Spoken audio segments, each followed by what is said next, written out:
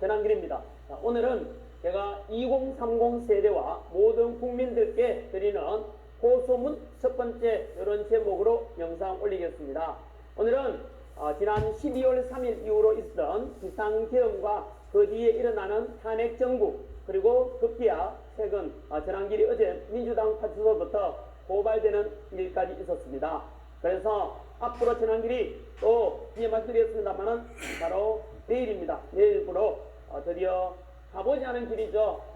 여의도에 집회 처음으로 나갑니다. 그래서 그에 대해서 왜 나가게 되었는지, 지금까지 있었던 일에 대해서 상세하게 마음 편하게 여러분을 안내해드리는 그런 영상으로 제작해 보겠습니다. 저는 원래 지난 26년 동안 EBS 강의를 포함해서 수능 강의, 공무원 강의를 통해서 2030 세대들에게 언제나 역사적으로 좌로나 우로나 치우치지 않고 균형된 시각에서 강의를 해왔습니다. 그들의 많은 사랑 덕분에 제가 지금처럼 이렇게 밥 먹고 살게 되었습니다. 그래서 언제나 그들에 대해서 감사하는 마음과, 그리고 또 한편으로는 또 빚진 마음을 가지고 있었습니다. 그래서 나는 2030 내 제자 세대들을 위해서 무엇을 할 것인가 늘 고민해 왔었습니다. 그런데 아시다시피 지난 12월 3일 비상계엄 이후로, 그리고 탄핵 정국 속에서 지금 국가는 너무나 힘든 상황이고 또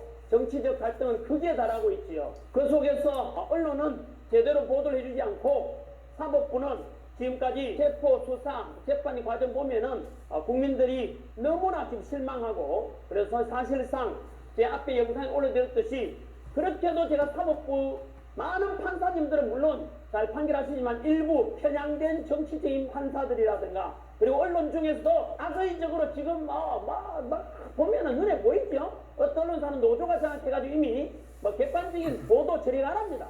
제목 뽑는 보면 보이지 않습니까? 이런 속에서 국민들은 지금 현혹되고 있고 선동당하고 있습니다. 가짜 뉴스라든가 그런 뉴스에 의해서 저는 비록 작은 유튜브 채널이지만은 제가 지금까지 살아온 날들에 대해서 언제나 꿈이라도 거짓말하지 말자라는 조선 안창호 선생의 가르침을 늘 본보기 삼아서 제 제자들에게도 정직하게 가르쳐왔고 정직하게 살아왔다고 자부합니다. 그래서 지금 일어나고 있는 실체들에 대해서 제대로 알려주고, 그래서 여러분들이 올바로 판단하고 더 나아가서 2030 세대들에게 더 나은 대한민국에서 여러분들이 살아가기를 바라는 마음에서 이 영상을 제작하게 된 것입니다. 최근에는 민주당에서 카톡 검열하겠다, 그리고 자기들에게 지지율이 낮도록 여론조사 나오니까 국민들의 뜻이 그렇구나 에 대해서 받아들일 생각을 하지 않고 거꾸로 아니 여론조사 잘못된 거 아니냐라고 협박하고 있죠. 저는 이런 것은 솔직히 말해서 이게 민주주의가 아니죠. 답변해 보십시오. 이거는요, 표현의 자유를 통제하는 북한이나 중국 같은 공산주의나 전체주의적인 발상이죠. 이거는 21세기 대한민국에서 사실은 있을 수 없는 일이니까 요즘 와서 계속해서 지지율이 떨어지고 청년들은 떠나가지 않습니까? 이거 누가 좋아하겠어요? 자기들이 유리할 때는 가짜뉴스다 이런 걸 전혀 가만두다가 자기들이 불리한 거니까 또 고발하고 급기야 또 선을 넘었지요? 전한길이가 이틀 전에 우리 선관위에 대해서 여당이든 야당이든 이재명 대표도 마찬가지로 부정선거 의혹이 있을 수 있다고 지적했지 않습니까? 이미 언론에 보도됐죠. 그래서 전한길이가 선관위 이거 마찬가지로 투명하게 하자. 이게 뭐 잘못됐죠? 강사로서 국민의 한 사람이 요구하는 것이. 그런데 이렇게 주장해서 선관위에다가 제가 비판했는데 민주당에서 저를 고발했어요. 전한길이가 선관위를 비판했는데 민주당이 고발했어요. 선관위와 민주당이 무슨 상관이 있는데요? 급한 김에 자꾸 이렇게 실수하는 것 같아요. 아무튼 이런 속에서 저는 지금 손해보더라도 일타 강사로서 이럴 게 많지 않습니까? 그래서부터 제가 민주당에서 고발당하고 이러니까 당장 제 운영하는 카페라든가 그리고 이런 데서 공격 많이 들어오는데요. 좋습니다. 저는 욕을 각오하고 손해보더라도 저도 신임이지 않겠습니까?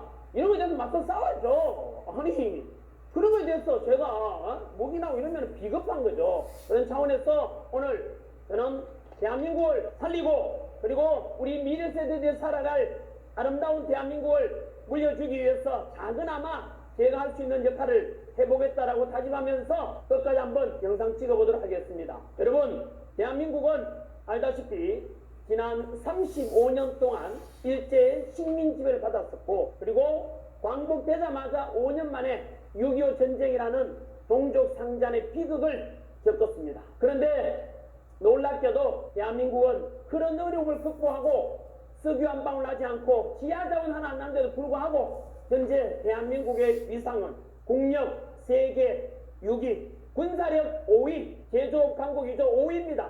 여러분 198개국 중에서 이 정도 국력이라는 것은 엄청난 겁니다. 더욱이 지난 2024년도에는 무려 수출액이 사상 최대가 되어서 6,800억 달러를 넘어서 일본과 거의 불가할 수준이 됐어요. 여러분 저는 역사 강사로서 우리를 식민지했던 일본에 대해서 이렇게 우리가 능가할 수 있고 따라가는 데서 저는 정말 자부심을 느낍니다. 얼마나 멋있습니까 여러분?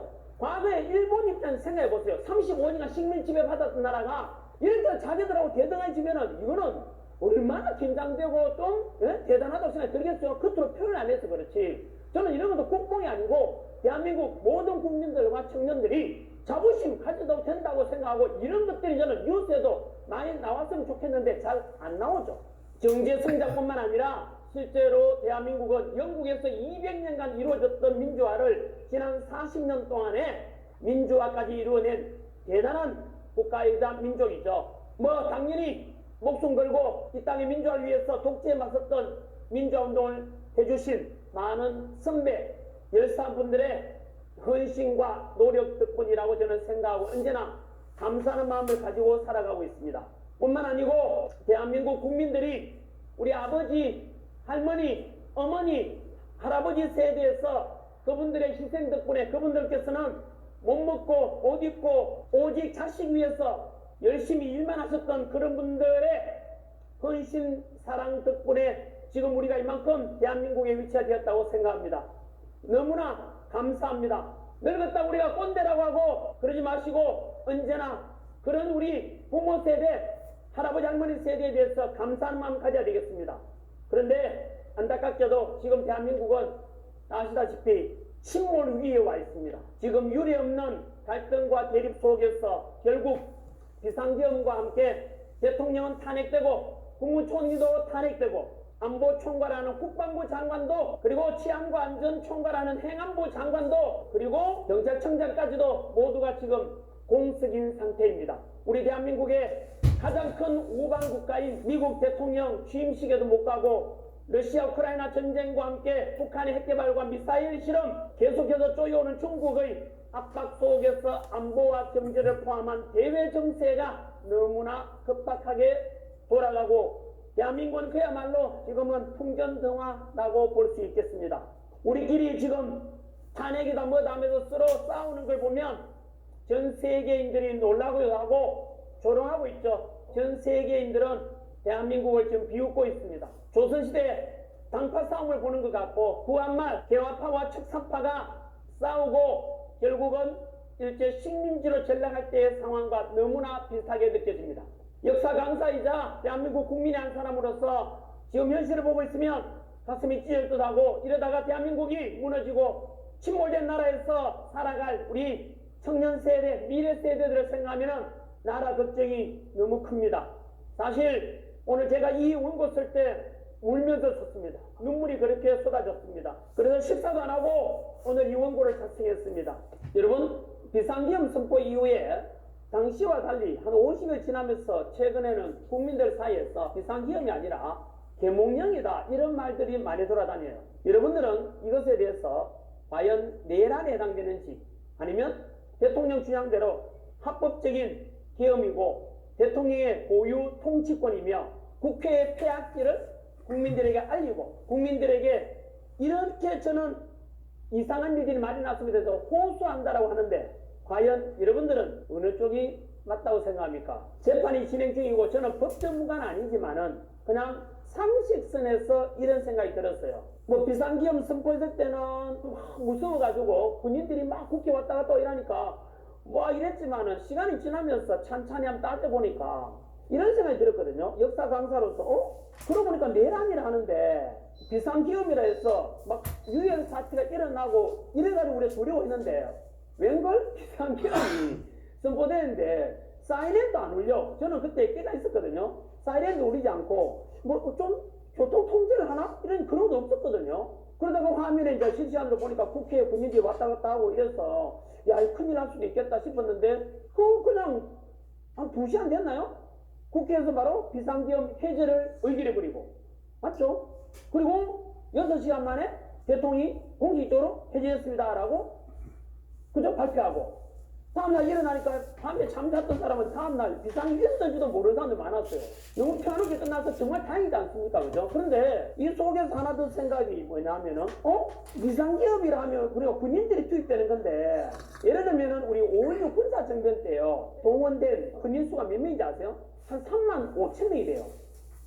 그리고 12.12 사태 우리 서울에 봤지 않습니까? 그때 신군부가 동원한 군대가 한 2만 명 가까이 되거든요. 그런데 이번에 국회에 들어간 군대 군인 수가 280명. 그 다음 그 많은 선관위에 297명이 들어갔잖아요. 기껏해가지고 10분의 1도 100분의 1밖에 안 되는 250명이 국회에 들어간단 말이에요. 그것도 실탄이 있었어요? 없었어요? 없었어요. 그러면은 그냥 국회의원들을 막 촉박해서 의정활동 중단시키는 그런 것에 대해서 과연 그랬을까? 어쨌든 이제 법원에서 판단하겠지만은 실탄도 지급 안 됐고 그 다음에 군대 숫자도 국회에 기껏해 280명 적어도 국회를 이렇게 완전히 통제하려면은 한 적어도 한 몇천 명은 돼야만이 가능할 건데 국회 상당히 굉장히 넓거든요. 그렇다면은 왜 대통령은 비상기엄이라는 이런 끔찍한 것을 선포했을까? 대통령 표현에 의하면은 도저히 국회의 폐악질이라 했지 않습니까? 그래서 행정이 마비되고 도저히 국정을 수행할 수 없을 정도로 행정 마비 상태다. 거기다가 결정적으로 예산안까지 삭감하는 걸 보고 이거는 아니다라고 했는데 한번 우리 아시는 분 많이 아시겠지만 한번 팩트 체크 한번 해볼게요. 첫 번째가 바로 많은 탄핵이었다라고 했습니다. 저도 그냥 무관심하게 지났는데 알고 보니까 대통령 탄핵 이전에 22번 그리고 그 뒤에 7번에서 총 29번의 야당 주도하에 정부 관료에 대한 공무원에 대한 탄핵이 있었더라고요. 예를 들면 정부의 공무원들의 비리라든가 부정을 조사하는 감사원장도 탄핵시켜버리고 그럼 감사하지 말라는 뜻인데 그리고 조폭이나 범죄자 수사하는 중앙지검장을 비롯해서 검사들을 탄핵시키고 또 언론에 대해서 가짜뉴스라든가 이런 유언비어 이런 것에 대해서도 마찬가지로 관할하는 방송통신위원장도 탄핵시켜버리고 그 사람은 아마 임명대가 이 일도 하기 전에 탄핵시켰을 거예요. 그리고 그 연장선에서 대통령 탄핵 대통령 직무수행을 대신하는 국무총리도 마음에 안 든다고 또 탄핵해. 물론 마음에 안 든다는 것은 아니겠지만 어쨌든 야당은 또 탄핵시키고 그리고 또 대통령의 직무대행을 담당하는 현재 부총리죠. 부총리도 말 안 들으면 탄핵하겠다라고 지금 공공연히 말하고 있지요. 말다투를 하고. 이것을 지켜보고 있는 국민들은 과연 어떤 생각이 들까요? 역사상 유례없는 29번의 탄핵. 이것이 과연 누구를 위한 것일까요? 과연 국민을 위하고 국가를 위한 탄핵이었을까요? 아니면은 특정 당의 이익을 위한 그런 탄핵이었는지 그것은 여러분이 판단해 주시면 되겠습니다. 그리고 그 다음 또 알게 된 바로 비상기엄 선포의 이유로 내세웠던 것이 2025년 정부 예산안에 대한 야당의 일방적인 삭감 내용을 국민들이 또 알게 되었지요. 대표적인 예로 대통령 특활비 82억 원 맞나요? 빵원 처리해버렸죠. 그리고 조폭과 범죄자 잡는 검찰들의 특경비 또 특활비 587억 원을 빵원으로 만들어버려요. 그러면은 거기에 작동하죠. 거기다가 경찰들의 치안 활동비라든지 이런 경비도 예산도 31억인가 또 영화 만들어버리고 그러면 우리 범죄도시 같은 영화 보면은 그 수사관들이 여러분 얼마나 고생합니까? 범죄 잡으려고 싸워야 되고 목숨 걸고 강도들하고 싸우고 조보가 싸우는데 그 수사비 없어가지고 그 마동치 돈 없어가지고 힘들어가는 모습 봤지 않습니까? 그 일선에서 목숨 걸고 우리 치안 지켜주는 경찰, 검사들, 조폭 수사하고 마약 수사하고 이런 활동비를 왜 삭감하는지 그것도 영원으로 줄여버린단 말이에요. 저는 도저히 좀 이해가 안 됩니다. 솔직히 제가 얼마 전에 군부대도 강연을 많이 가는데 거기 가보면은 이제 초급 간부들 부상관이나 우리 장교분들 이야기 듣지 않습니까? 그거는 지금 사기가 장난 아니에요. 왜냐하면 육군 병장 월급 200만 올리셨잖아요. 그런 직업군인이 평생 나는 국가 안보를 위해서 헌신하겠다라고 사명감 속에 일하는 그 직업군인들, 초급 간부들, 인서일들에 대한 처우도 같이 개선해줘야 되는데 지금 처우 개선이 안 돼가지고 굉장히 사기가 떨어져 있어요. 그래서 제가 약속을 했어요. 재난길이가 어쨌든 이제 목소리 내가지고 우리 군인 장병들, 초급 간부들, 부사관 장교들 처우 개선 꼭 노력하겠다고 했는데 이것도 지금 그 목소리 연장선입니다. 왜냐하면 우리는 늘 군인들한테, 경찰들한테, 소방관 같은 이런 제복 입은 사람들한테 우리가 감사해야 돼요. 그분들이 국방을 위해서, 안보를 위해서 목숨 걸고 지켜주니까 지금 평화가 있는 거고, 경찰분들이 치안 유지해주니까 우리 편안하게 밤길을 다닐 수 있는 거고, 또 위급할 때 소방관이 진짜 빨리 와서 우리 구해주지 않습니까? 이런 분들에 대해서는 언제나 처우 개선돼야 되고, 그분들이 상대적으로 사기업에 대해서 급여가 낮잖아요. 그럼 그분들이 자부심과 그다음 검지를 가지고 근무할 수 있도록 우리가 존중해드리고 명예롭게 인정이 돼야 되는 것은 저는 너무나 당연한 바람직하다고 생각합니다, 여러분. 그런데 그 초급 간부들에 대한 처우 개선 예산 141억 원을 이번에 또 삭감해버렸어요. 저는 이런 것은 솔직히 말해서 저는 화가 납니다. 이거는 동의할 수가 없어요. 납득이 안 된다고요. 아무튼 뭐 판단은 여러분들이 보시기 바랍니다. 그 다음에 세 번째가 바로 대통령께서 비상계엄을 선포한 이유 중에 하나가 바로 우리 선관위에 그동안 있었던 많은 의혹과 그리고 부정선거 의혹, 비리 이런 거에 대해서 감사원을 통해서 그리고 국정원을 통해서 뭐 수사해보고자 하는데 너무나 비협조적이었다.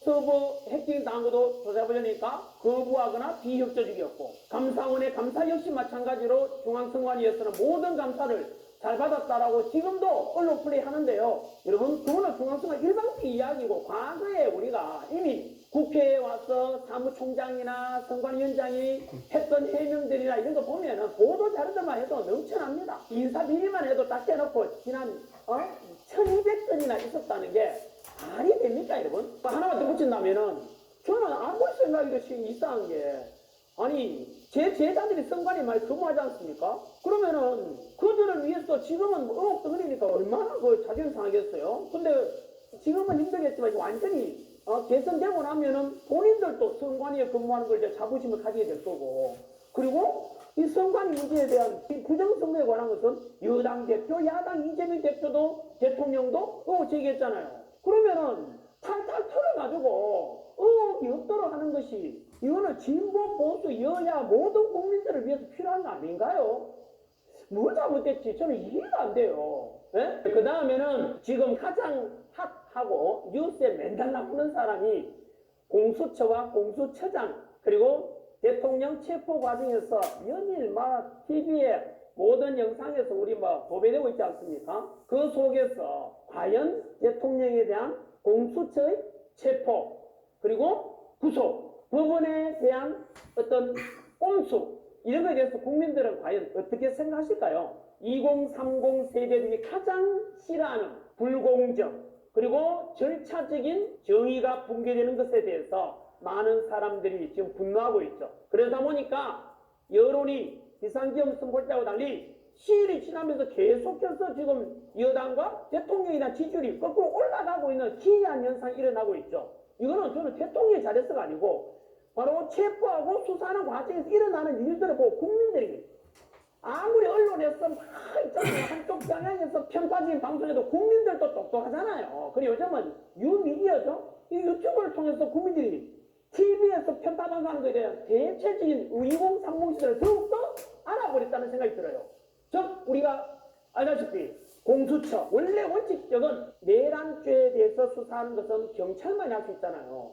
그런데 뭐 공수처에서 일방적으로 하겠다 그랬지 않습니까? 합법적이다라고 하고 그것도 논란이 됐지 않습니까? 그러니까 이제 대통령 입장에서는 아니 수사권도 없는 거기서 네가 왜 수사하느냐 해가지고 계속 수사를 거부하고 체포도 거부하게 된 거죠. 반면에 공수처 입장에서는 무슨 소리냐? 나는 수사권이 있다라고 주장했고 그 다음에 체포영장을 또 청구하는 과정에서 또 다시 원칙을 벗어나는 꼼수라는 비판을 받게 되는 체포영장 발부에 관한 것도 논란이 됐지 않습니까? 즉 공수처가 공수처법상 관할 법원인 서울중앙지법에다가 체포영장을 청구해야 되는데 그렇지 않고 또 원칙을 어긴 거죠. 특이하게도 어디에다가 청구했습니까? 서울 서부지법에다가 체포영장을 청구했지 않습니까? 공교롭게도 서부지법 영장전담 판사는 진보 성향 법관 모임인 우리법 연구회 출신이었습니다. 공수처장도 우리법 연구회 후신으로 평가받는 국제인권법 연구회에서 활동하였습니다. 여러분, 이런 의심나는 소리를 하니까 국민들이 자꾸 의구심 갖는 거 아닙니까? 국민들이 의심하지 마라. 그냥 우리 원칙대로 간다. 야, 이 시위가 누가 믿겨 납득이 되겠습니까?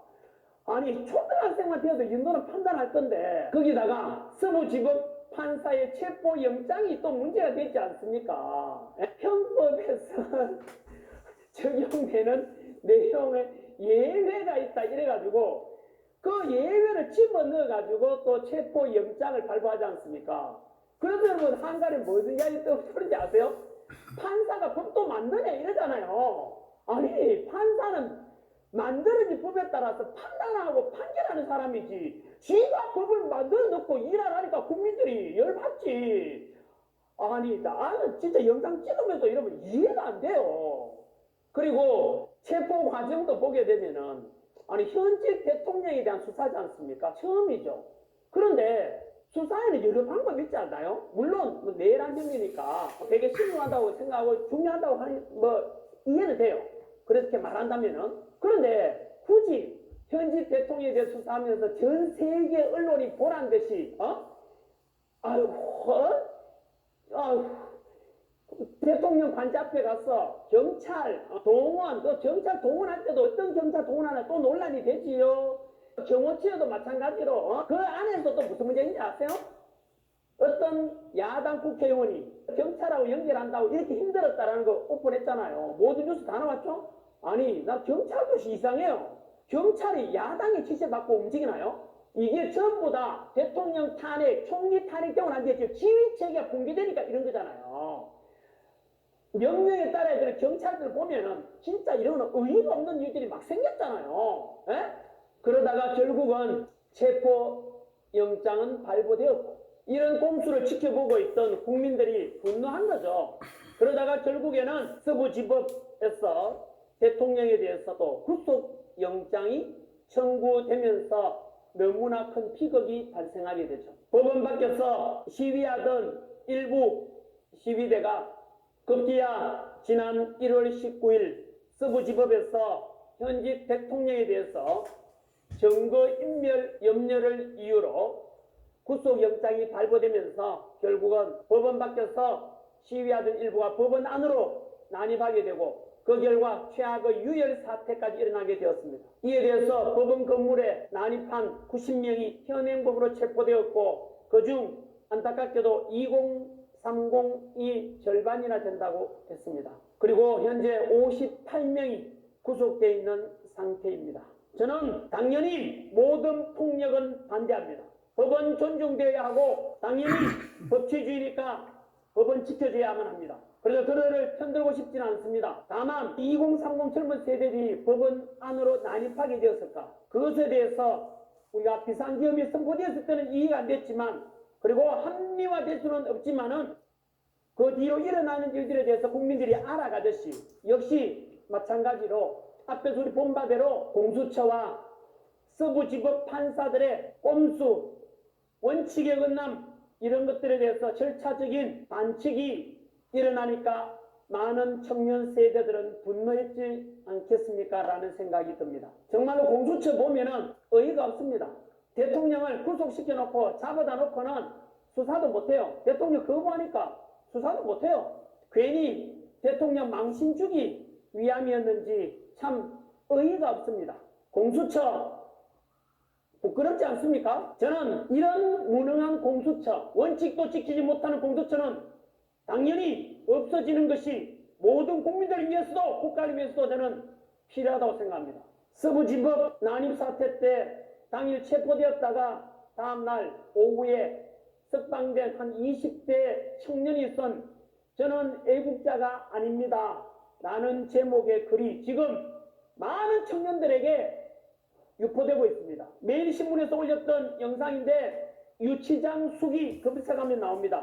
오늘 날짜로 보니까 벌써 조회수가 80만이나 넘더라고요.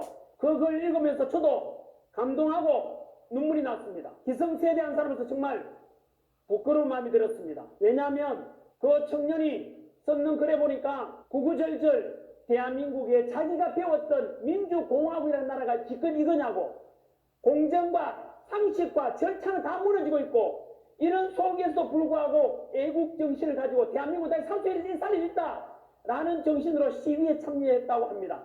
당연히 본인은 현재 과격한 행동으로 본인의 저질렀던 일에 대해서 반성하고 후회한다고 했습니다. 저 역시 마찬가지로 그에 대해서 폭력에 대해서 지지를 하거나 이런 뜻은 전혀 없습니다. 다만 그 청년이 가졌던 생각, 그야말로 읽어보니까 아까 말씀드린 기성세대한 아저씨로서 너무 미안했습니다. 여러분, 지금 탄핵 반대든 탄핵 찬성이든 간에 집회에 참여하는 사람들이 저는 진정으로 애국자라고 생각합니다. 이유는 그들은 방향은 좀 다를지 몰라도 목표는 똑같지 않습니까? 나라 사랑하는 마음에서 직접 행동으로 옮기는 은행 일치하는 사람들이잖아요.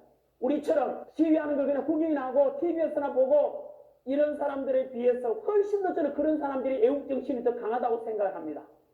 탄핵 찬성이든 반대든 간에 마찬가지입니다. 조금 조심스러운 발언을 한번 하겠습니다. 그저께 야당 대표와 야당 원내대표께서는 이번 서부지법 사태에 대해서 국회 안에서 수십 번이나 폭도 소리를 지르는 것을 보면서 저는 속으로 너무 안타까운 마음이 들었습니다.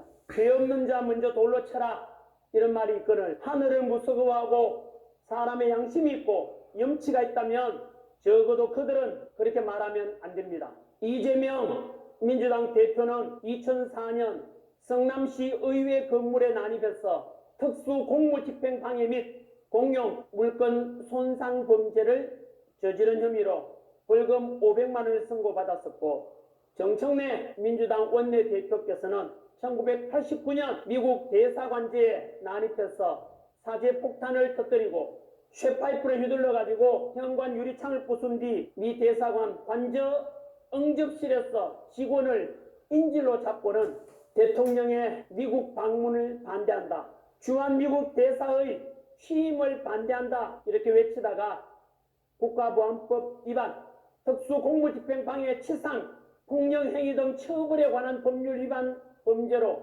징역 2년의 처분을 받았었던 분입니다.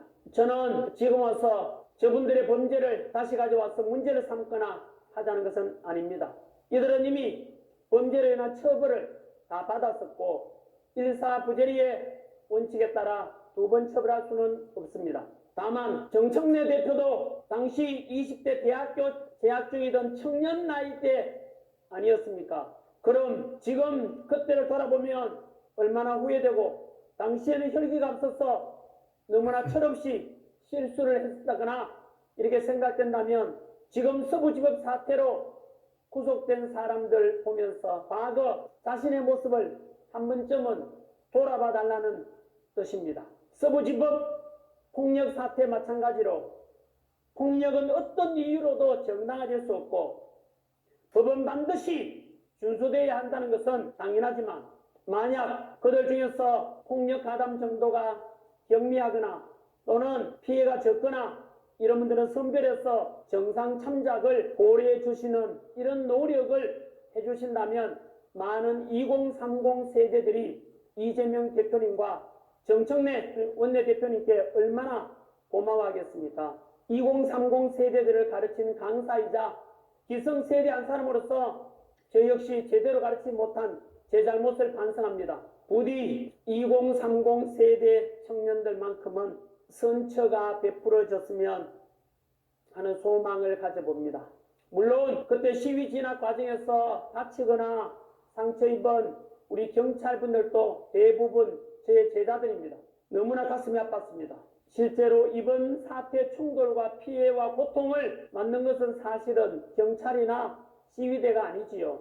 바로 우리 기성세대의 잘못과 책임이 아니라고 누가 감히 당당하게 말할 수 있겠습니까? 아무튼 비상계엄 선포는 저는 분명히 선포했습니다. 잘못된 것이라고. 앞으로도 비상계엄 이런 것은 없었으면 하는 마음이 들고요. 근데 그 비상계엄 이후로 일어나는 일들, 조금 전에 말씀드린 대로 29번의 탄핵, 그리고 정부의 필수 예산 삭감에 대한 일방적인 야당의 삭감, 그리고 선관위의 부정선거에 대한 의혹, 그리고 대통령의 체포와 구속 과정에서 있었던 공수처와 서부지법에 알 수 없는 듯한 동의하기 어려운 행태들을 보면서 여러분들께서는 비상계엄 이후에 일어나는 일들에 대해서 어떻게 평가하시는지요? 아마도 이런 것들이 처음 비상계엄 선포할 때와 달리 계엄이 진행되면서 대통령의 지지율이 점점 올라가서 50% 가까이 넘었지 않습니까? 아마도 이런 것이 이런 방금 제가 말씀드린 모든 내용들을 또 국민들이 이미 공감하고 있다는 것이 아닌가 그런 생각이 듭니다. 지금 현재 이제 헌법재판소의 시간이 다가왔습니다. 그래서 현재 모든 국민들과 대통령 역시 헌법재판소의 탄핵 소추에 대한 심판이 어떻게 될 것인가에 대해서 초미의 관심사가 되어 있습니다. 저와 모든 국민들 다 같은 마음으로 제발 헌법재판소만큼은 앞에 있던 그런 꼴불견의 공수처와 그리고 서부지법에 동의하기 어려운, 납득하기 어려운 그런 체포영장과 구속영장 발부에 대해서 의혹을 가졌던 많은 국민들은 이번 헌재만큼만이라도 제발 법과 양심에 따라서 올바른 판단해 주기를 모든 국민들이 바라고 있을 것이고, 그렇게 해서 헌법재판소의 권위를 다시 한번 되찾기를 모두가 바라고 있을 것입니다. 그런데 벌써부터 안타깝게도 여러 불공정 논란이 일어나고 있는 게 현실입니다. 제일 먼저 많은 국민들이 또 궁금 분열이 된 것이 무엇이었습니까? 국회 탄핵소추단이 헌법재판소에 대통령 탄핵심판 소추 사유에 있어서 형법상 내란죄에 해당되는 부분을 제외한 것을 두고서 본격적인 논란이 되었던 것이죠. 국회에서 대통령 탄핵 가결시킬 때 가장 큰 내란 혐의로 국회에서 통과시켜놓고 지금 와서 내란죄를 뺀다면 상식적으로 저는 법전문가는 아닙니다만은 당연히 헌재에서는 대통령 탄핵소추안은 기각심판하고 국회로 돌려보내서 탄핵소추를 다시 하라고 하는 것이 상식 아닙니까? 짜장면을 시켰는데 짜장면 안 나오고 단무지만 나왔는데 그래도 그게 짜장면이야 라고 먹으라 라고 하면 지나가는 개도 없겠습니다. 그러나 헌재에서는 또 아무 문제 없다고 하고서는 현재 탄핵 심리가 진행되고 있죠. 또 가장 최근에 있었던 일이 헌법재판관 중에 문형배 재판관이 야당 대표 이재명 대표와 친분 의혹이 있다라고 해서 여당에서는 이는 불공정한 심판이 될 가능성이 크니까 재판관을 배제해달라고 했는데 헌재에서는 개인적 관계로 심리에 영향이 없다라고 일축했습니다. 참 이러니까 절차적 정의와 공정성과 합리성을 강조하는 2030 세대들이 또 분노하는 것 아닙니까? 정말 저도 기성세대한 사람으로서 쪽팔립니다. 우리나라가 왜 이래 됐는지 정말 참담할 뿐입니다. 좋습니다. 그렇다면 저는 방법은 하나밖에 없다고 생각합니다. 이 앞에 영상에도 제가 사법부와 헌법재판소의 공정한 재판을 기대한다고 했지만 지금 이 시국에서는 제 판단에서는 개인적으로 어쩔 수 없습니다. 그 다음 방법을 동원할 수밖에 없습니다. 결국은 대한민국의 주권은 국민에게 있고 주권자인 국민으로서 적극적인 주권 행사를 통해서 헌법재판관들이 국민의 힘이 무엇인지를 직접 보고 심판할 수 있도록 할 것입니다. 그래서 입법부, 사법부, 행정부, 헌법재판소, 선관위 위에 우리 국민이 있음을 보여드리고 싶고, 그래서 반드시 승리해서 우리 20대, 30대 청년들에게 그 결과로서 증명하고 싶고, 그래서 그들에게 대한민국 희망을 한 번 더 보여주고 싶습니다. 그래서 정치인들이 또한 국민을 두려워하게 되고 꼼수가 아니라 법치가 살아나고 공정과 상식이 존중되는 그런 아름다운 대한민국을 저는 함께 만들어가고 싶습니다. 헌법재판소의 이미선 재판관은 헌재 심판의 기준을 두고 여야를 떠나 오직 국민만 보고 간다라고 말했습니다. 이제는 국민들이 그들에게 무엇을 바라는지를 직접 보여주겠습니다.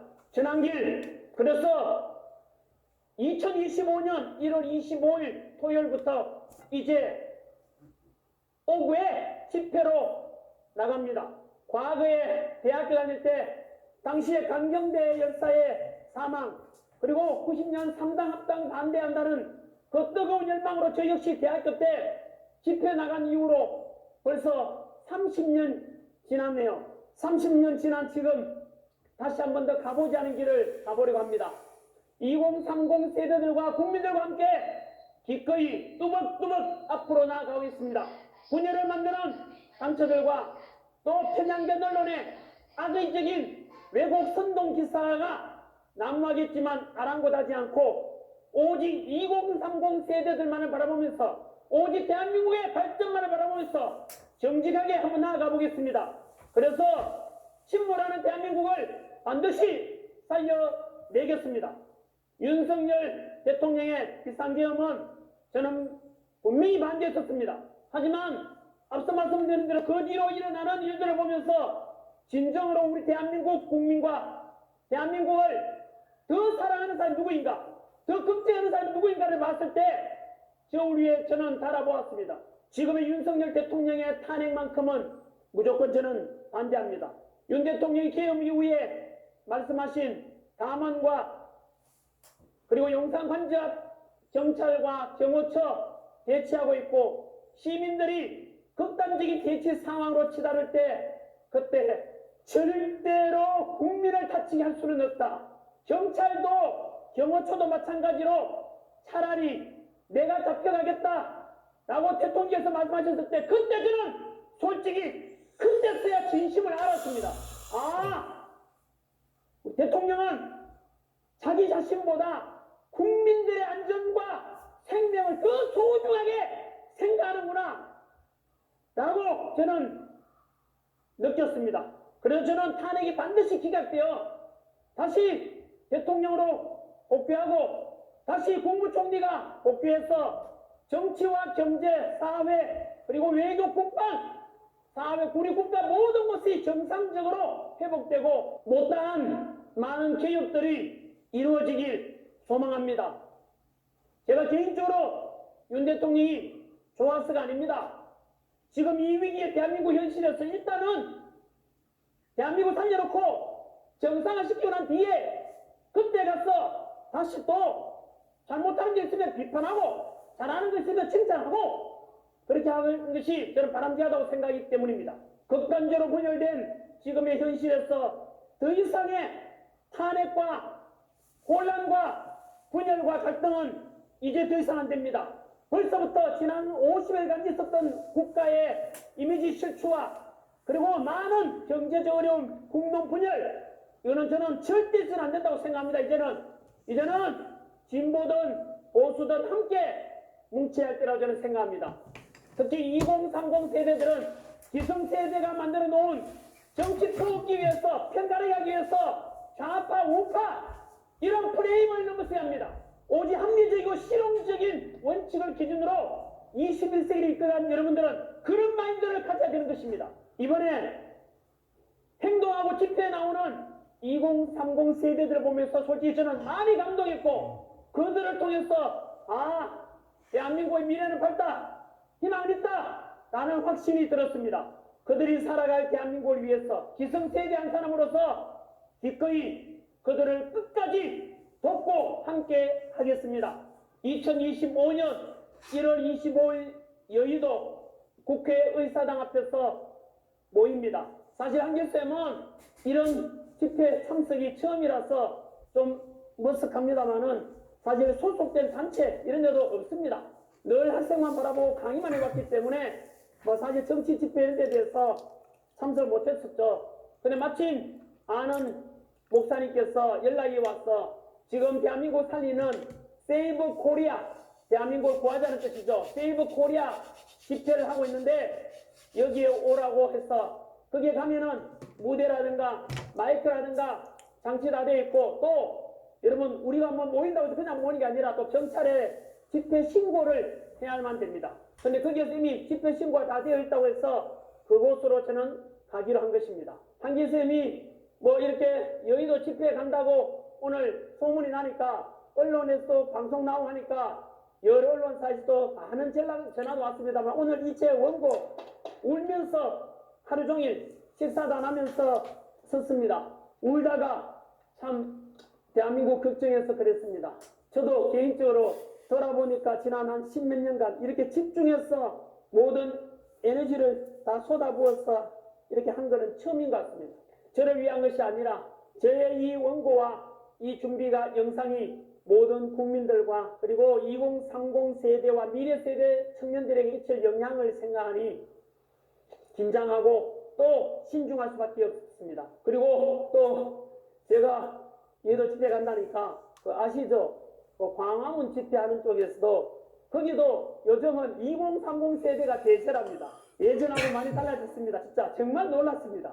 옛날에 뭐 태극기부대 이러면은 뭐 수구단체 그 다음에 뭐 그냥 노인네들 가는 거라 생각했는데 지금은 참 진짜 놀랍습니다. 2030 세대들 역시 다르구나. 역시 그들에게 도움될 대한민국을 만들어야 되니까 그들이 주체죠. 실제로 앞으로 우리 말 살았지 않습니까? 2030 세대들이 만들어갈 그들이 메인스트림 주류죠. 대한민국에 이제 자기들이 살아갈 나라는 자기들이 만들어가겠다는 그걸 보고 저는 그동안 네가 뭘 아냐 너희들 빠져라 무시했던 제 자신도 굉장히 부끄러웠습니다. 정말로 2030 세대들께 그동안 그렇게 무시하고 깔봤던 것에 대해서 사과를 드립니다. 한 번 더 여러분을 통해서 대한민국의 희망을 봅니다. 저 역시 2030 세대들에게 희망이 되고 싶습니다. 꿈에서라도 거짓말하지 말라. 그리고 낭망은 청년의 죽음이요.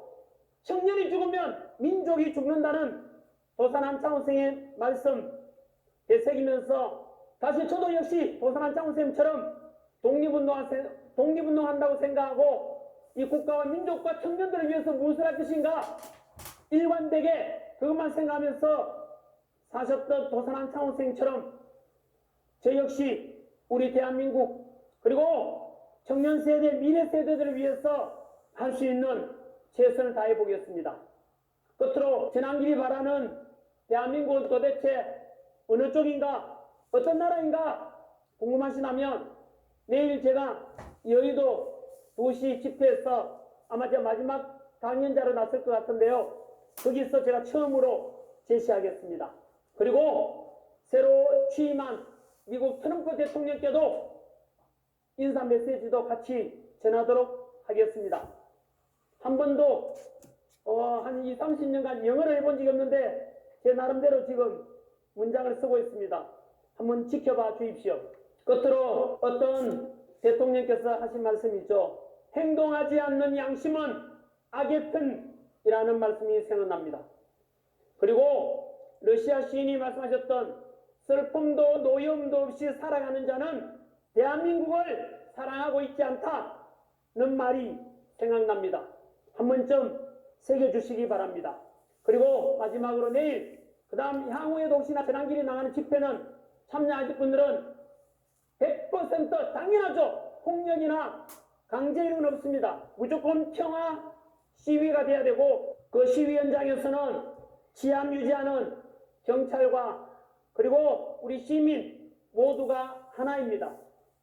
경찰분들 제 제자분들 많지 않습니까? 수고 좀 해주십시오. 그리고 시민들은 경찰분들한테 언제나 감사합니다. 고맙습니다. 수고하십니다. 라는 인사 건네주시기 바랍니다. 그리고 마지막에 갈 때는 쓰레기도 깨끗이 챙겨주시고요. 그래서 선진 대한민국의 수준 높은 시민으로서의 모습도 함께 보여주시면 좋겠습니다. 한 번 더 슬픔도 노여움도 없이 사랑하는 자는 대한민국을 사랑하고 있지 않다는 러시아 시인의 표현을 제가 조금 바꿨습니다. 꼭 새겨주십시오. 행동하지 않는 양심은 악의 편이다. 모두 2030 세대 여러분 모두 모이십시오. 함께 하십니다. 지난주도 같이 하겠습니다.